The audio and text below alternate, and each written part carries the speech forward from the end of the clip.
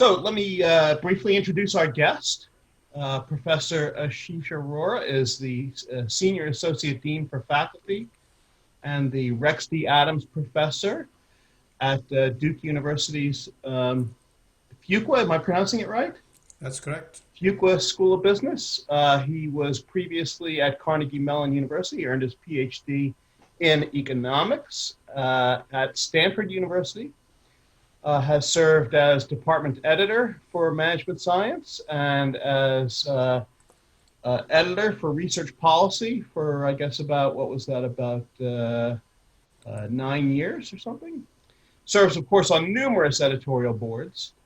Has served on advisory panels to the U.S. Secretary of Commerce, to the National Academy of Sciences, and others. Has accumulated over 18,000 Google Scholar citations, which means he is worth approximately three rich Macadocs at the going exchange rate. So that's how it trades on the market. He studies the economics of technology and technological change. He has studied technology-intensive industries, the economics of information security, the management of intellectual property, and licensing in corporations, and innovation-based entrepreneurship. So please join me in welcoming our very, very special guest today, Ashish Arora. Okay, you can see the clapping more than you can hear it on this in this format. So again, Ashish, thank you for joining us, and we really appreciate you having you here.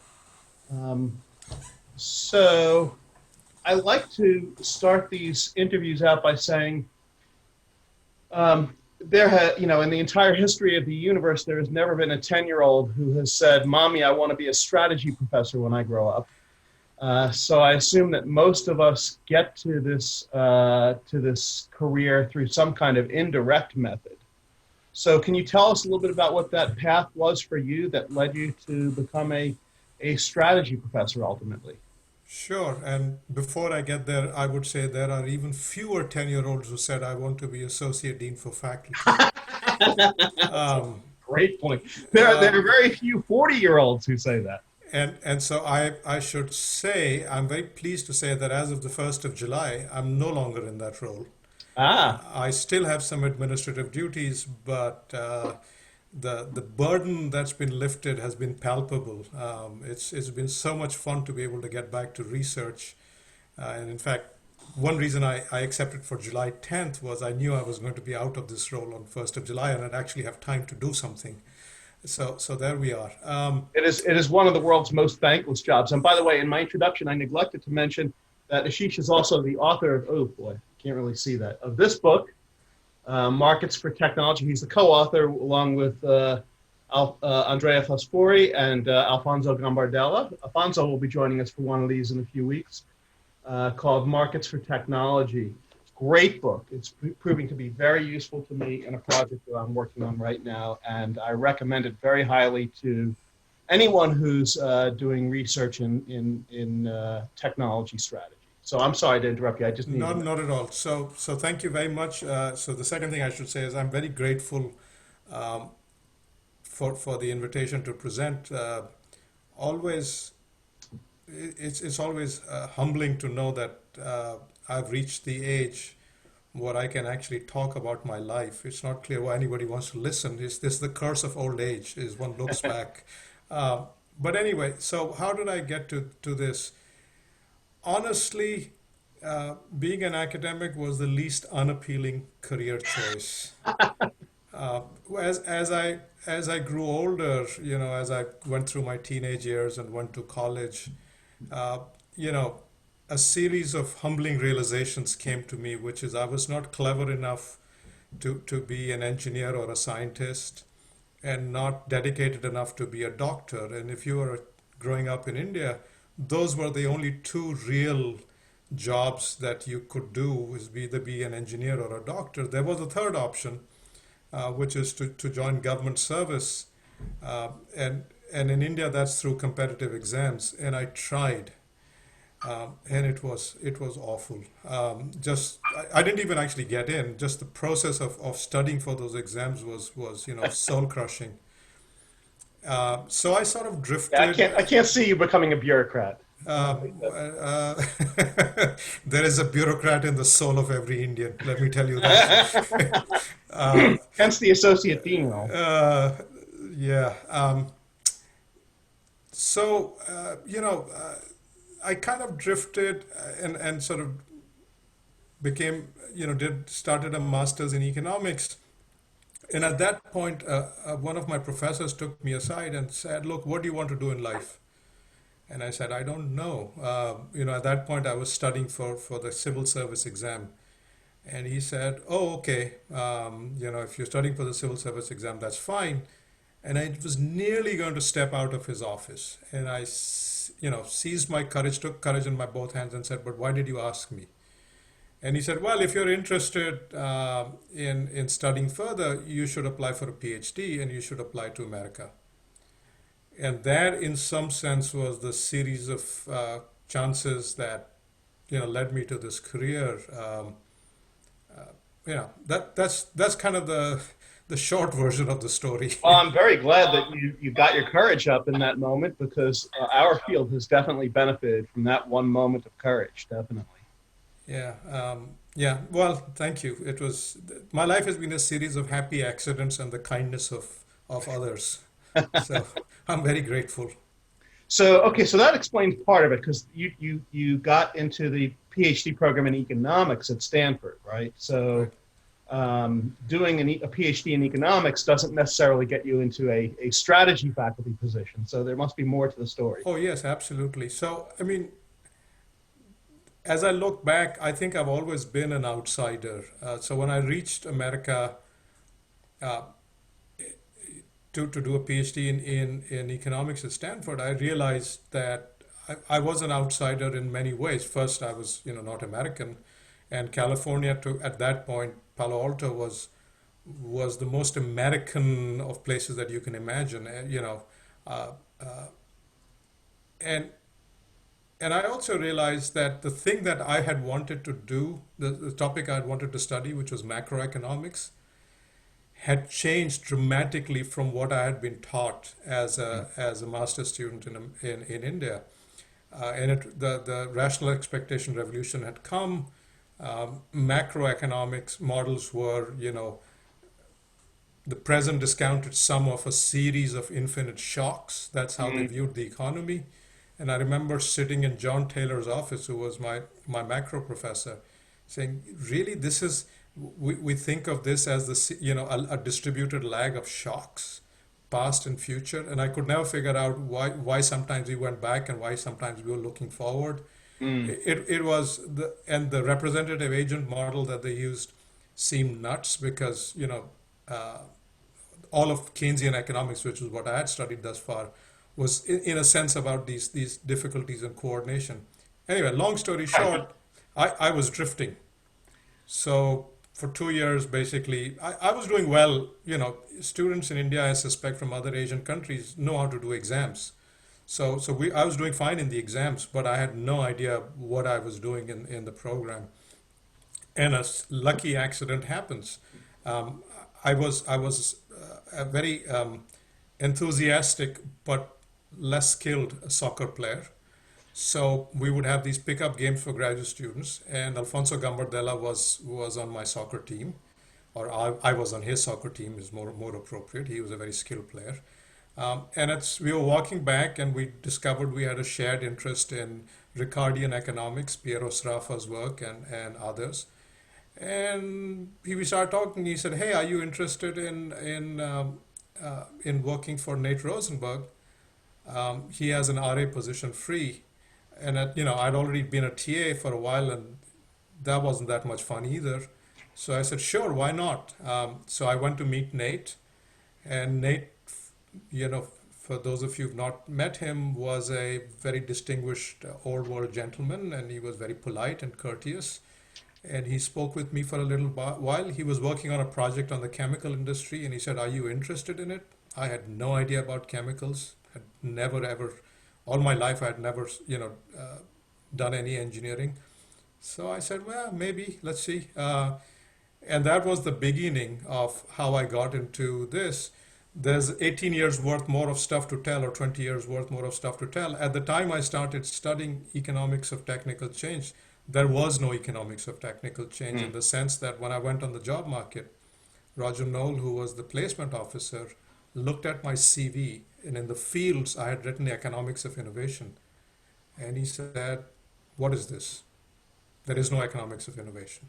So I had to choose. My choice was, I could either be a development economist Mm. or an IO economist, industrial organization economist. Mm. And so, and for a while I tried. I tried to be one or the other, and failed miserably. And at some point, I looked around and found all my colleagues, people whose work I was citing or who were citing my work, were in business schools and strategy departments. So that's the, if you want, the 20-year story of how I came to be washed up uh, on the shores of business strategy. So are your were your mentors in economics disappointed at this choice? No, I think not. I think they could see the writing on the wall that at that point that was the only home. Even Dick Nelson, who was one of my mentors, had essentially left economics and had drifted off into the School of Public Policy Hmm. at Columbia, and many others were similarly sort of finding their way out of the economics departments. Uh, Ironically, now economics of innovation is a thing, but it's too late for me. Well, now you get the pleasure of ushering a next generation of people onto the field. Exactly, Yes. exactly. I should say one more thing. I mean, uh, I'm in some ways I'm not unhappy. I'm very pleased I am where I am, because I think um, business strategy is where one can study technical change more fully than one can in the context of an economics department. Just for we can talk more, but I'm convinced that strategy has come into its own as a field and as a discipline in its own right, albeit one that draws from other disciplines. But it's no more applied economics than electrical engineering is applied physics. Mm. Well, tell us more about your views about that. That there's about the role of technology in the strategy field. Yeah, I mean, for one, I mean, for example, if you look at papers published in, say, SMJ, a very significant chunk deal with innovation and innovation-based topics. And now increasingly there's entrepreneurship, and in some entrepreneurship is different, but if you think about innovation-based entrepreneurships, high tech, it links very closely to um, to innovation as well. So I think this is a big area of research in thinking about strategy. I'll say one more thing, which sort of goes back on the other side. So one of the first things I did coming out of the PhD was a long study of the chemical industry, Right. um, and we were looking. So the central question was, why has the American chemical industry been so successful? And so we looked across a variety of countries. There's a large team of people who looked at different aspects. They looked at taxes, they looked at inflation rates, macroeconomic policy, IP, and so on and so forth. And what the conclusion I came away with was, you could not understand the answer. You could not say why America had succeeded without paying very careful attention to the American firms themselves Mm. and the choices those firms had made. And let me put it to you very starkly: at, if you were in 1930s, um, there were two major uh, chemical companies. There was DuPont and there was Allied Chemicals. Those are the two large American companies. Nobody's heard of Allied Chemicals today, Hmm. but at the time it was number two only to DuPont. And one reason was that they completely missed the polymer revolution, and they completely missed the massive changes in technology that were happening in terms of petroleum refining, petrochemicals, and so on. And they stayed with, bulk inorganic things like, caustic soda and things, the old style chemicals. Sure. And the result was they completely disappeared. And lots of new companies came on that nobody had heard of. And I was and DuPont stayed. DuPont was already 120 years old by 1930s, Right. but DuPont remained. So the lesson I drew was we had to understand what choices companies were making, why they were making those choices, and when those choices were important and led to success. So in a sense, that's why I think it's been very important for the study of technology to understand strategy, and conversely for strategy people to understand the process of technical change. Right. Right. Do you think that's kind of why the economics field missed the boat on this? That they were maybe less willing to just really dig into the weeds of individual companies and their individual decisions? For surely. Now, interestingly, that wasn't always the case. Hmm. There was a long scholarly tradition in economics of going back and looking at the history and studying the history of companies, or certainly in economic history. But there was this period of scientification of economics where I think they lost that, and it was more the culture, the sociology of the profession that went in a particular way. Um, I think now, and even then, those sorts of things were very influential in how people thought about. So if you could run all the regressions that you want, but unless you could come up and provide a concrete example, a canonical example, it was difficult to persuade people of the correctness of, or the strength of the claim you were making. But somehow it was never formally encouraged. I don't know what it's like now. I suspect it's worse. Probably. So, okay, so you got involved with this project with, I guess you said it was with Nate, right? Yeah. On the chemical industry. So tell us a little bit about how that transformed into your dissertation, because there's more to it than just, okay, join me on this project and magically it becomes a dissertation. So tell us a little bit about, how it is that you kind of developed that into a dissertation project. So actually, I didn't. My dissertation was on a completely different topic. Oh, I didn't realize that. I Yeah. apologize. No, not at all.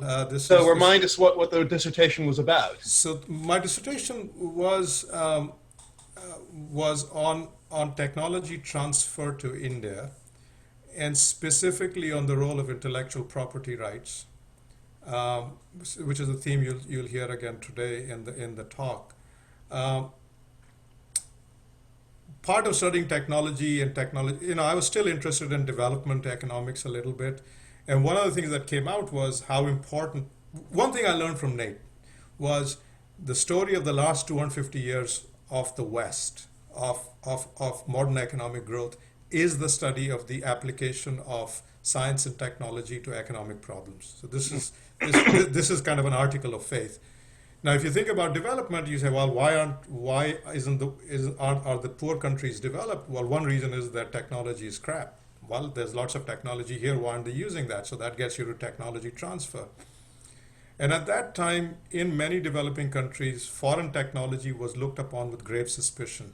Mm. This was a way for the imperialist West or the multinationals to impose their dominance and to prevent the development of indigenous technology and so on. Mm. And patents were seen as evil, because patents was how this was one part of how this was accomplished. What I also learned was, and this is my dissertation, was most technology transfer was not about the transfer of patent rights, but the transfer of tacit knowledge, engineering know-how, blueprints, design, that kind of stuff.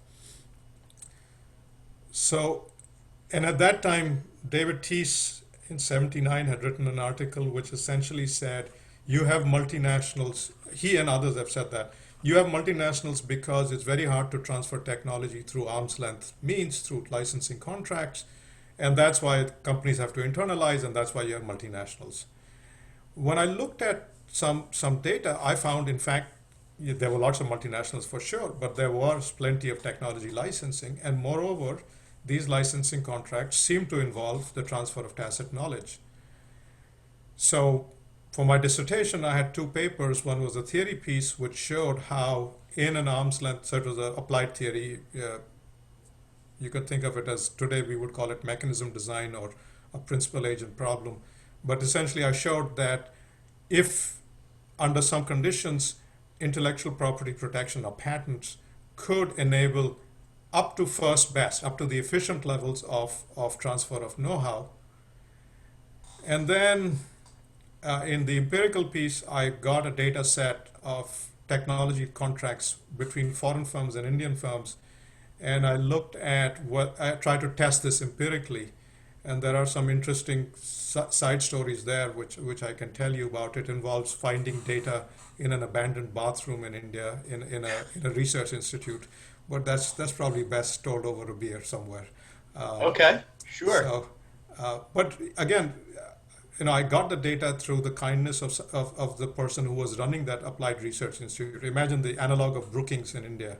Mm-hmm. And the person who was the director took pity on a graduate student who was looking to find data for his dissertation, and walked around the building till we could find where those survey responses were, and they had been abandoned in some. Wow. Wow, So that's interesting. So, wow. So you've got, so where did the interest in technology transfer come from? Was it just your experience of living in two cultures and yeah, seeing? yeah, partly it was that it sort of came together eventually also because I was in the Silicon Valley in the mid to late 1980s. There was this burgeoning biotech sector. Mhm. Genentech was 79, Amgen a little bit later, and there were new companies coming along. And at that time, the dominant TCN view was that this kind of specialization could not last. Mm, That the complementary assets were with the pharma company. pharmaceutical companies, Yeah. and therefore, this form would disappear. I don't think David himself held that view, but certainly people who read his work had that view. And to me, it was an interesting intellectual puzzle of Yeah. um, why we had to do it this way. And as the guy, as Jacobs from Qualcomm, this was a later quote. He said, "Why do I have to wrap plastic around my IP to make money?" Mm, And if you think about that bundling problem, it says, "Well, why can't I monetize my IP without having to do all the other stuff like production, manufacturing?" And one way you could get around it is if you could in fact license your technology or sure. transfer your technology. So in some ways there was a happy coincidence these things all came together.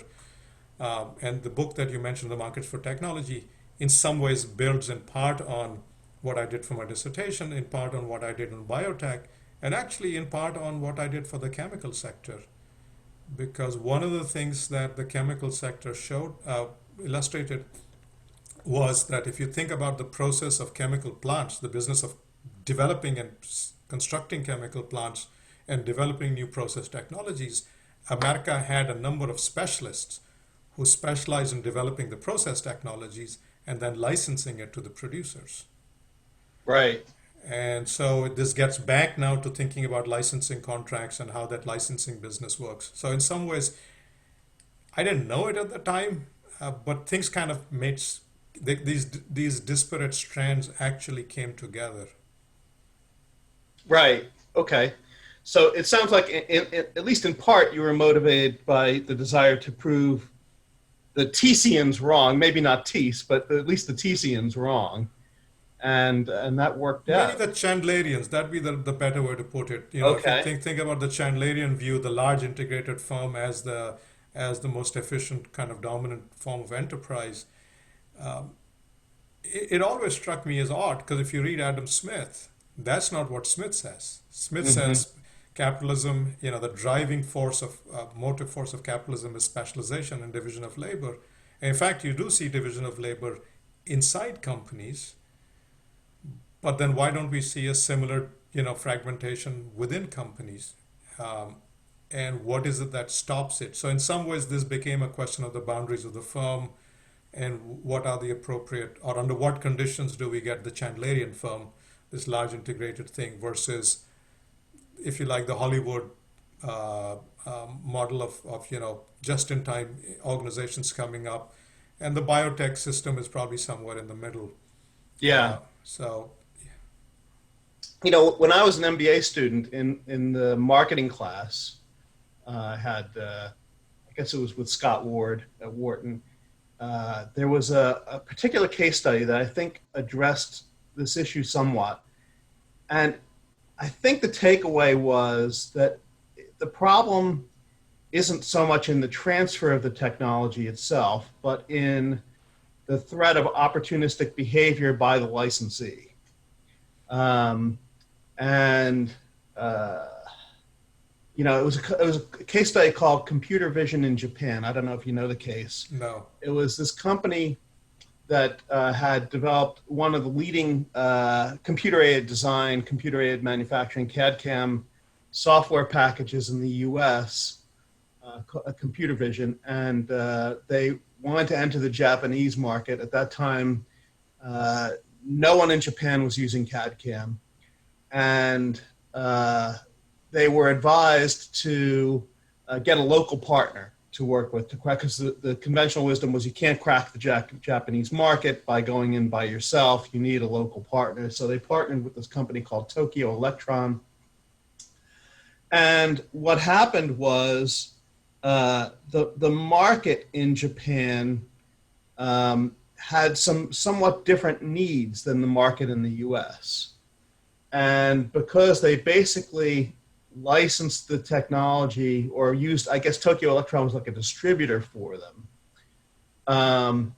Tokyo Electron had the customer contact to understand better what the Japanese market's needs were versus the US market. And so what they did was Tokyo Electron developed their own version 2.0 of the technology that was better attuned to the needs of the Japanese market. And they could do that because they, unlike computer vision, had access to that knowledge of what the Japanese market wanted. And so, when computer vision wanted to introduce the next generation of the technology, they said, "Sorry, we're not interested. We've got our own version now." Right? So it was kind of more. I think the lesson was that the problem was more opportunistic behavior on the licensee's part than on inability to transfer the technology per se. Is that kind of what you had in mind?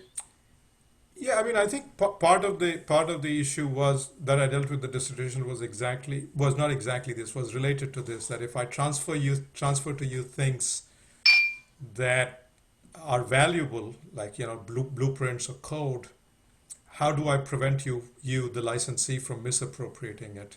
Right. And at least in the confines of the theoretical model, I showed that you could solve this double-sided moral hazard problem uh, with essentially a sort of a self-enforcing contract. Mm. Um, But that's computer vision wasn't able to do that. They didn't have access to the knowledge they would have needed in order to upgrade the technology for the second generation. That was kept from them. yeah, I think, but that to some extent Bad contracting, maybe. that's a contracting issue, right? Yeah. They could have said, hey, we know we don't understand fully what the Japanese market wants, but here's a way to structure it.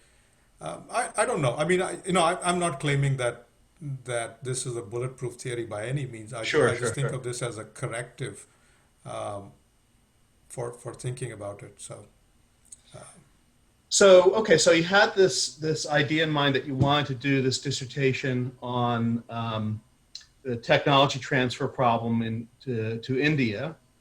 But that's not, I find that with my doctoral students, they very easily come up with dissertation topics.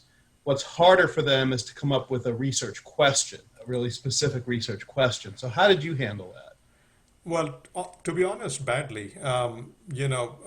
At this time, I was also working with Alfonso on the biotech stuff, where we were looking at licensing these sort of external alliance strategies. That was the paper that came out in JIE, and at that point, that was really exciting, and I was gritting my teeth and finishing my dissertation. Uh, sort of trying to finish it. And once I had done the paper, I then looked around to figure out what research question this would actually answer. Not the ideal way, but there it was. Again, truth in advertising.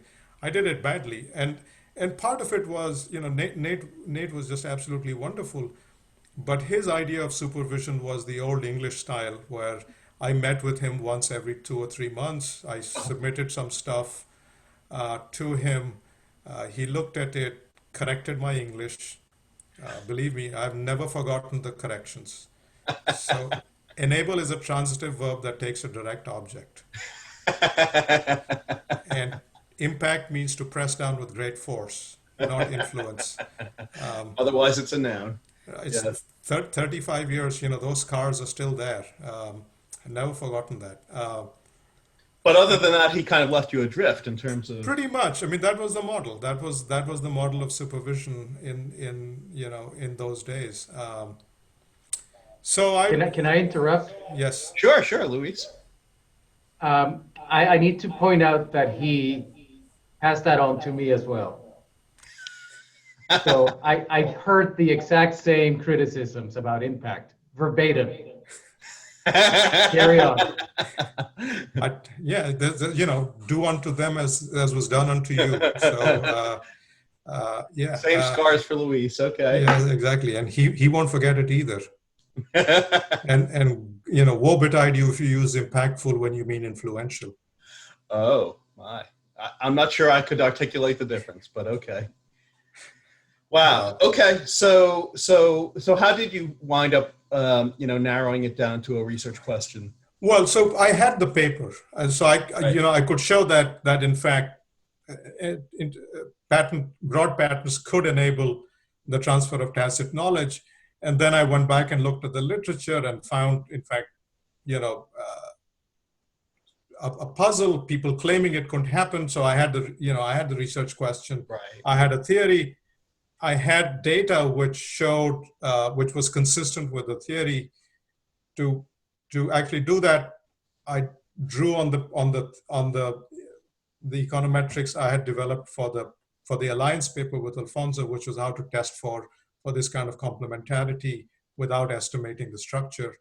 So, it's just happy coincidences. Things were coming together, the pieces were fitting together. By the way, I didn't publish my dissertation work till 4 or 5 years after I finished. So you can see that it took a lot of time to frame it in a way that made sense to my target audience. My target audience at that point was still economics. Mm-hmm. So I published both of those in economics journals. Probably one reason why I had so much trouble framing. And this, you talk about computer vision. One of the things I've learned, and the piece of advice I give to graduate students is, you got to figure out your audience. Who wants to read this paper? Mm-hmm. And that was a learning that took 10 years or more for me to dawn on me, that I was not writing for the right audience, and I was trying to shoehorn what I was doing to the economics audience, whereas my readership was probably somewhere else. I was producing for the wrong market. So tell us a little bit about the differences between writing for those two audiences. What do you have to do differently to communicate with those two audiences? Partly it's style. Just sort of how one writes the papers. The economics papers tend to be more terse, and they have their own, own kind of fads, their own taboos of what you should and should not do, how you should write. So it's partly on that. It's importantly on what literature you're going to cite and how Will Mitchell taught me, you have to join a conversation. I'd never thought about that. So I was a full chair professor before I learned that.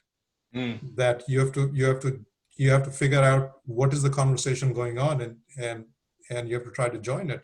As an outsider, I never quite figured it out. I just here's what I've done. Who's interested? And then go through the painful process of getting knocked about and rejected and all that kind of good stuff. So it's not, I'm hard-headed, and so things have to be knocked into me. by circumstances. So it sounds like there were a lot of challenges here in terms of, framing, finding data, finding data in the bathroom or wherever you found it. What would you say were the biggest challenges in executing this project, just for the benefit of our doctoral students who might be looking forward to their own dissertations?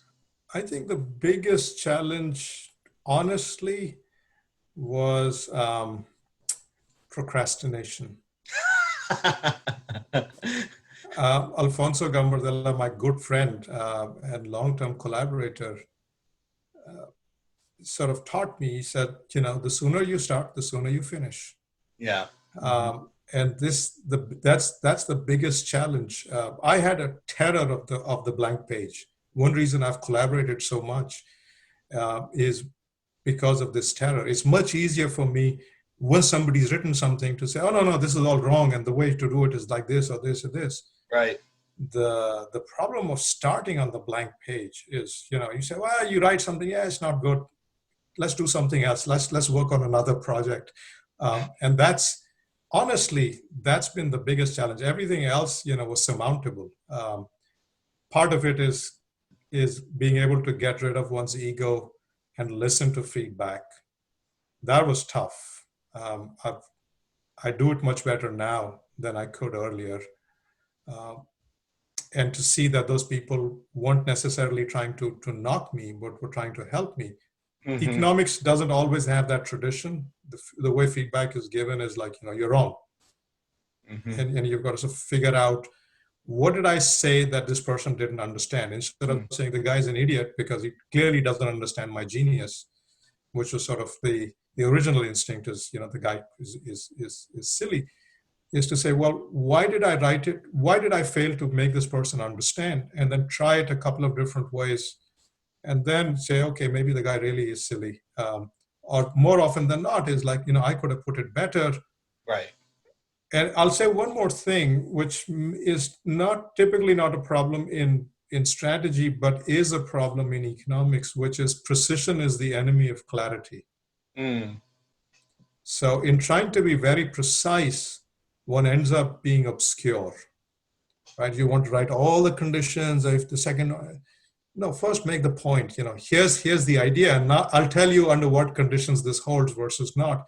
But that was not the sociology of economics as a profession at that time. Right. We had to be, we prized on how precise we could be. And, I don't need continuity, it's enough to have, whatever. So just that level of precision that was required in generality actually hindered exposition. And the clever economists had figured that out. So if you look at Stiglitz's papers, Stiglitz is probably one of the smartest guys I've read. The stuff is, all over the map, but he gets the point. Yeah, it gives you the conclusion first and then the assumptions. Right, and he sometimes doesn't even tell you all the assumptions. It doesn't matter because he's right under some reasonable set of assumptions. That's good. Yeah, I agree with you in terms of the procrastination point. I mean, the old Pogo comic strip said, "We have met the enemy, and he is us." And I definitely am my own worst enemy many times in terms of procrastination. Co-authors are great. Yes. And co-authors who are graduate students are even better because they have to get out and get jobs. Right. And and guilt as a motivator is a lot better than, oh, I need to get another paper done. It's like, yeah, right. if I don't do it, this poor chap is not going to get his job or won't pass his qualifiers or whatever. So that works much better for me. Yeah, that's true. Yeah, and I guess I find that I don't have to get quite as far as guilt if I just keep a kind of a service mentality in my mind at all times, right? That I've got it. I'm doing this to help this doctoral student, right? I want to help this doctoral student. Then maybe I don't need to get as far as the whole guilt trip. But yes, exactly. So, so let me shift gears a little bit. So you've done, obviously decades of work on the economics of innovation and on markets for technology. What do you think are the most important unanswered questions in this topic area of economics of innovation and markets for technology? What do we not know at this point that we really should know? So this is a question that's top of mind for me today. I'm not sure this is the most important, but it's top of mind for me, so I'll share it. If you look at the American innovation system, if you went back to the 1860s, we had a system with independent inventors, famous Yankee ingenuity, the tinkerers, Sure. who produced inventions that the established big firms like the railroads and the telegraphs acquired and incorporated and integrated. Somewhere in the middle, starting after World War I, the system shifts. We get the Chandlerian firms, and these Chandlerian firms then integrate the R&D function internally to the point where DuPont and AT&T and GE and Kodak built very large research labs, and many incredible inventions, scientific discoveries come out of that. Right, notably the transistor. Oh, lots, transistor, nylon, all kinds of fantastic stuff, right? And if you go to sort of the last quarter of a century, the system is shifting. Research is coming out of, companies are getting out of doing research. And so two questions. One is why? Why do we see this trend? What are the causes? And I don't think there's a single cause, but what are the important causes? And I think the part that people are missing, which is in a paper that thought was prompted by a project that Luis and I did with Sharon, and Luis has since taken forward, is just how can a company manage the research function internally? What are the challenges? How do you do it? How do you organize that function? Where do you put it in the corporate structure? So that's from a strategy point of view. I think that's like a first order question, is just how do you manage, if we all believe that science is important, scientific knowledge is important, how is that function supposed to be managed inside a company, which has a main function, which is to sell stuff, not to do research? Right. On the sort of, from the policy or the system viewpoint, what is the future of the system as we move back to, or as we move towards a division of innovative labor, if you like, the Hollywood studio model or the biotech model? What are we going to miss? What are the parts that are not going to work well? What are the technical areas that are going to suffer where this system is not well suited, and what policy interventions will have to happen? And from a management side, if you're a manager in such a system, if let's say you're a CEO, where does growth come from? What do you have to do differently, right? If you think about the standard models, you want more growth, you turn on R&D, right? You crank up that engine, you pump more money in there. But if you don't really have a research function inside, if new things are not going to come from your labs, how do you organize yourself to get this? I think these are, to my mind, the first order questions, at least from where I sit. These are top of mind for me. Yeah. Those are interesting, historical trends that you're mentioning, because, the pendulum has swung in both directions, right? It swung from, to where, toward greater vertical integration of research, and then toward greater, outsourcing of research. And those are interesting historical trends. I wonder whether, the first swing, which I don't know, did that happen in the 30s or was it the 40s? Or it starts, so Naomi Lamoureux and Ken Sokolov, who were economic historians at UCLA, Yeah. Naomi is now at Yale. They think that it started in the late 1890s. Oh, really? That far back? Yeah, but as historical trends, they took a long time to happen. Certainly World War I is a kind of a watershed event when American firms could not rely on German technologies anymore and were cut off from British Right. technologies. Right. Um, I was going to guess the war effort was a big shock there, not only because of, governments need to rely on large contractors, but also because many would-be inventors, would-be innovators, would-be entrepreneurs were, carrying rifles and backpacks in the battlefield. yeah, But then, I wonder whether the swing backwards towards vertical deintegration, I'm guessing would have to do with, so part of what I think may have sustained the vertical integration of R&D, of innovation, was antitrust enforcement, right? The antitrust enforcement meant that firms were really a lot less willing to assert their patent rights than they otherwise would have been, right? And that kind of weakened patent rights in a sense. It certainly did. I think what antitrust in America allowed companies to do was to enter new markets. So that was one particular way in which antitrust really. I think I'm supporting what you're saying. Is it's not so much that you couldn't really try to assert patent rights very strongly within existing markets where you already had a significant market share. But that if you had to growth used to come in two ways, right? Inorganic growth, you went out and bought people. So DuPont did that, and other companies, AT&T did that, Standard Oil did that. But at some point, the antitrust authority said, no, this is not allowed. Right. And now, if you want to grow, you've got to do it internally. You've got to go. You've got to find new markets, and new markets means new products. And where are these new products going to come from? And for a while, the new products came from things that were invented outside America, in Europe. And that's why this process could continue for a while.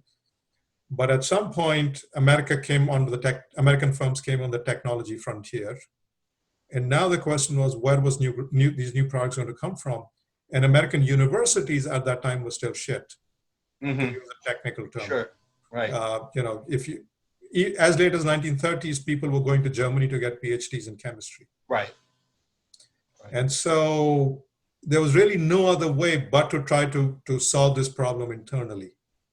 So one view is this internalization was a gigantic historical accident. Right. Because America is the richest country in the world by 1914, certainly. And behind the technical frontier with a very weak university sector. Mm-hmm. And so companies were essentially compensating for the weakness of the surrounding institutions. This is one view, which I think has some that makes some sense. That does make some sense. And then I think maybe the swing back in the other direction might have something to do with the weakening of antitrust under the Reagan administration, right? That now, kind of relieved from the duty to not press their patent rights, for fear of having an antitrust prosecution based on overzealous assertion of patent rights. These firms were now free to assert patent rights more aggressively, and that strengthened patent rights. So which facilitates the transfer, facilitates the solution to the arrow paradox, basically. Right. Exactly. So now with stronger patent rights, those markets for innovation can function better. I'm guessing. I don't know. I think that's certainly part of the story. It's also, as you pointed out, during and after World War II, the government entered in a big way to subsidize research, to subsidize the production of human capital in universities, and to buy. The US was a major buyer of a whole variety of industrial innovations. Right? If you think about laser, you think about semiconductors, government procurement was a big thing. David Mowry has extensively documented this. So there were lots of historical forces that went in one direction, around Reagan's time also, the Cold War ends. Yes, that's true. And so the government starts to withdraw, the government contracts become less forgiving of longer term research with uncertain prospects. Um, so, for example, Ken Arrow's work was funded for 40 years or more by the Office of Naval Research. Mm, right. Right? So, any other big unanswered questions that you think will be important for the future of research on economics of innovation and technology markets? I think no. I think this is the big one. It's top of mind, and as you know, as we've discussed, there's so many different pieces to look at. You know, IP, universities, role of government. The one thing that is really important for, particularly for strategies audiences not to miss, is the role of management. Mm-hmm. What has to be true? Under what conditions can you manage this function properly and appropriately? This is really important. And you know, there's a related one that the finance people are getting into, which is what about the role of investors? The short-termism, alleged short-termism of capital markets, etc. Right. So Well, and yeah, I mean, that brings up this whole issue that I don't know. I don't know if it really got any traction, but for a while there was a lot of talk about, securitization of technologies. Do you think that's going anywhere? I don't know. I haven't seen that, right? Those Ocean Tomo type of stuff, those patent exchanges. I don't think they've worked well.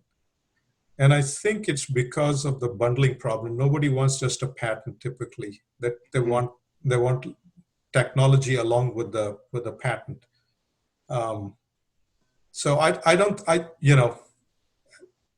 don't know enough to venture an opinion, but I would say probably not. Right. Okay. So if you were starting all over as a new doctoral student today, with with this interest in economics of innovation, what would you be doing now? I would be working on corporate research, which is what I'm doing. Okay. I think there's lots of new data available. You'll see some of it in the talk. These large new databases are making it possible to ask and address questions that we just couldn't do. We were working with hand collected data. I would say it's really important to still get into the weeds a little bit and try to collect your own data for something, or at least just for, if only to convince yourself that what you're finding in the big data is not bullshit, right? That it's not noise. But other than that, I would be harnessing these new large scale databases that we have available and trying to link them. Mm-hmm.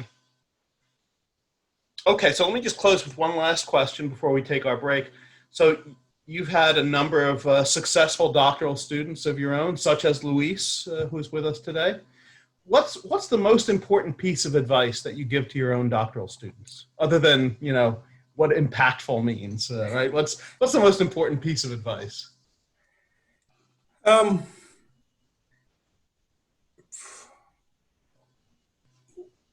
One is, well, maybe a couple pieces. One is try not to lie. By that I mean convince yourself that what you're saying is true. Absolute truth can never be known, but at least you have to be convinced that what you're saying is true. It can't be a game. And the second thing is, we often get students from economics backgrounds or who are naturally attracted towards that. And I tell them, you have to know your audience, right? Who's your audience? It doesn't mean you cannot use economics tools, but ultimately you have to decide, are you writing for economists or are you writing for business scholars, business school scholars? And these are not completely distinct. There's a very significant overlap, but it's still important to know whom you're writing for, and therefore to find out, kind of the Will Mitchell problem is who's having this conversation that you can join and contribute to. And third, this is now, this identification revolution has come to business schools as well. And I still remind them of what Roger Knoll, who was my dissertation, who was the placement officer, was an IO economist. And for those of you who don't know Roger, he is 6'7", or at least was. Maybe he shrunk a little bit. He was drafted by the NBA, rejected that, went to Harvard to do a PhD in mathematical economics. Was a terrifying man, huge, incredibly smart. So he was terrifying in every respect. And when we presented to Roger, 5 minutes in, Roger would put his hand up and say, "Tell me why I should care." And if you told him, "Tell me something I didn't know, couldn't have guessed, and why I should care." Mm. And I try to remind them of Roger Knoll's, thing was, tell me something I didn't know. And lots of things that I identified, I kind of knew. Right. And couldn't have guessed, that was the part I sort of knew, and why I should care. Right. Those are three really good questions. Yes. So I don't know if they listen, but we'll ask Luis. Well, thank you very much for tolerating our, our unusual celebrity talk show interview format. We really appreciate it. I know the doctoral students get a huge amount of value out of these discussions. So thank you very much. My pleasure.